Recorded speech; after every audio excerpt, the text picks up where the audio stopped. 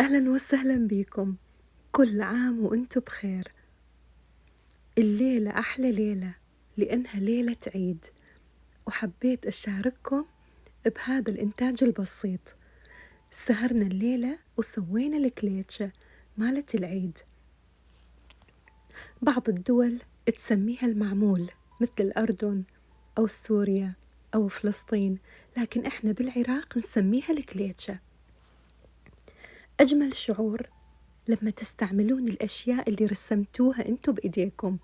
تتذكرون هذا الحافظة اللي اشتغلتها وياكم؟ تتذكرون المراحل من رسمنا الوردات؟ وشنو ميزة هاي الرسمة؟ رسمناها بدون التحديد أو الأوتلاينر. اليوم رح نستعملها ونحط بداخلها الكليتشة مالتنا اللي سويناها.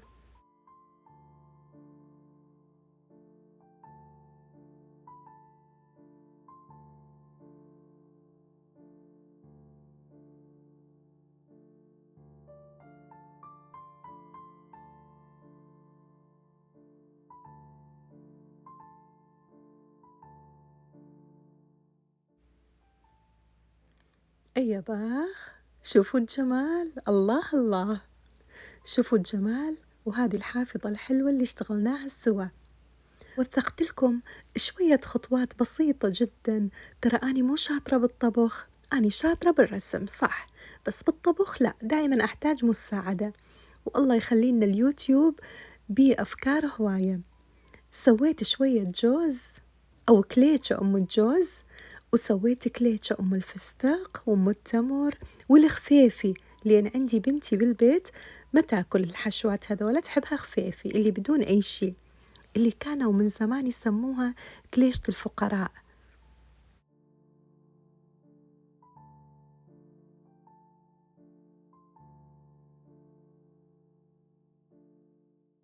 بدأت تطلع الأصواني من الفرن، شوفوا، أبد ما نسيتكم ووثقت لكم الخطوات.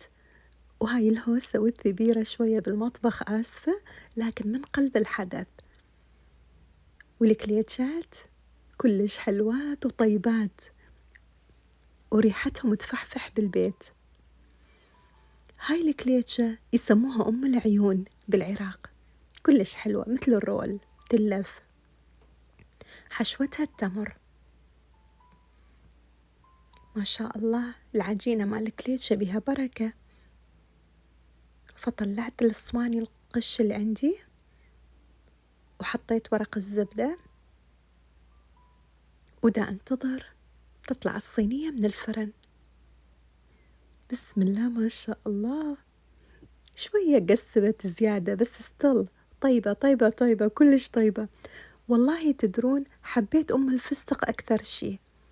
أكو خلطة بالفستق سويناها كلش طيبة، حطينا لها شوية قطر أو الشيرة اللي نسميها بالعراقي على مود تتماسك حبات الفستق.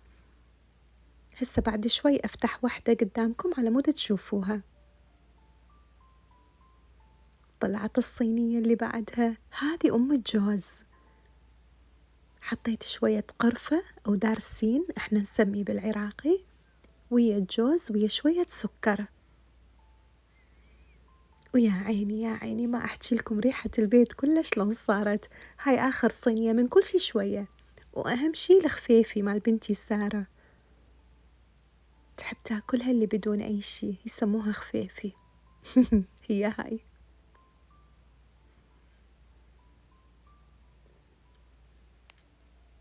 حلوة أجواء العيد، على الأقل بالبيت.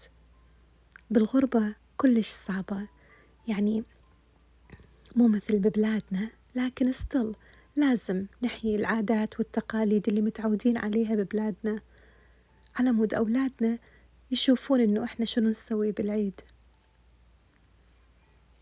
خلصنا الكليتشة، بدت مرحلة ديسبلاي الكليتشة.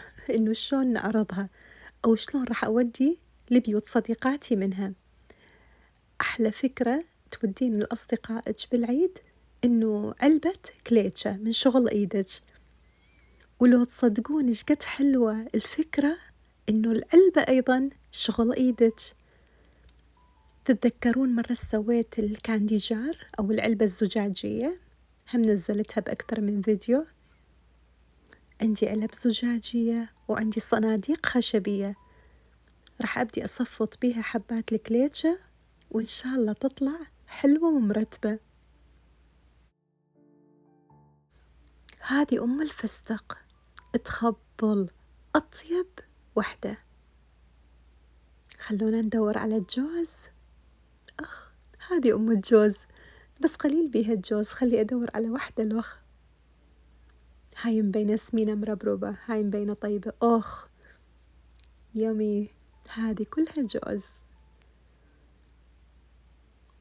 جبنا العلب الزجاجية وأني نزلت فيديو قديم إنه شلون رسمنا هاي الرسمة الحلوة البسيطة.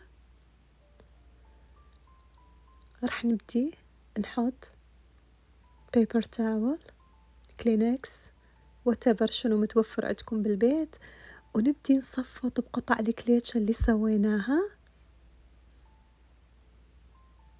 على مود أوزعها باكر إن شاء الله لصديقاتي المقربات، وإن شاء الله تعجبهم.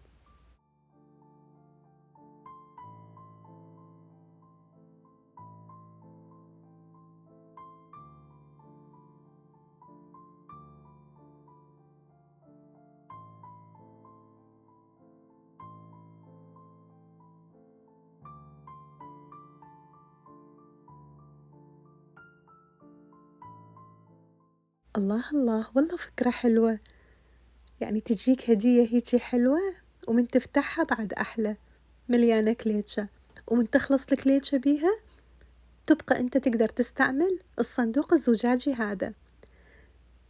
نجي على هذه الحافظة ونبدي نصفط بيها الكليتشات مالتنا ونشوف شلون راح يطلع منظرها حلو ومرتب على ميز الطعام.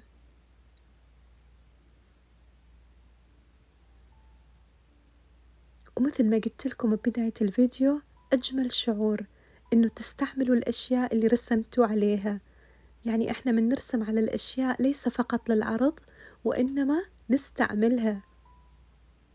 الله الله، شوفوا والله حلوة كلش حلوة.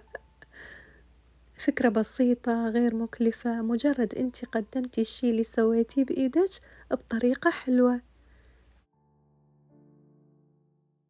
باكر راح يجونا ضيوف يعيدون علينا، فدا نتحضر إلهم ودا نسوي كليشة العيد. كل عام وأنتو بألف ألف خير.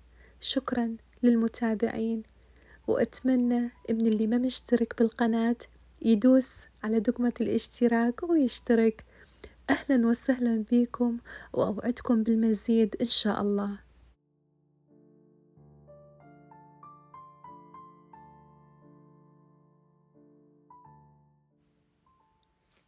الآن حابة أشارككم بعض الصور للصناديق الزجاجية.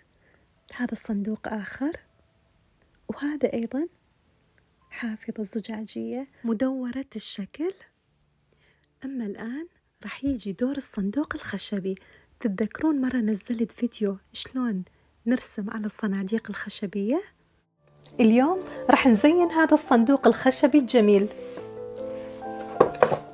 اللي ما تصدقون ايش قد تكلفته، فقط $2. سعره فقط $2، يا بلاش. وفعلا يا بلاش، سعره فقط $2، لكن احنا راح نسويه تحفة فنية. خططنا ولونا وانتظرناه ينشف وطليناه بالرزن، وصار الصندوق مرتب وتكمة.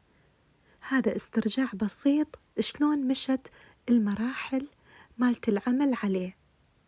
وبعد أن نشف تماما نظفناه وصفطنا بيه حبات الكليتشة مالتنا مالت اليوم، وراح أخذه باكر وياي للتوزيع لبيوت صديقاتي. عيد مبارك عليكم مرة ثانية.